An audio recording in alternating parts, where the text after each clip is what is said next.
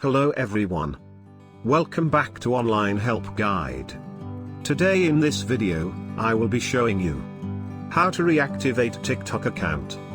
First, open the TikTok app on your phone. Tap on the profile icon from the bottom menu bar. Now, tap on Login from the bottom of your screen. Here, tap on the first option. You will see two options: phone and email/username. Choose any option you want. For this video, I will reactivate the account using the phone number.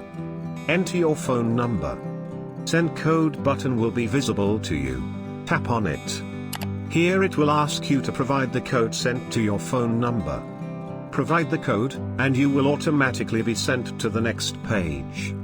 Now tap on the reactivate option, and you will reactivate your TikTok account. Thank you for watching Online Help Guide.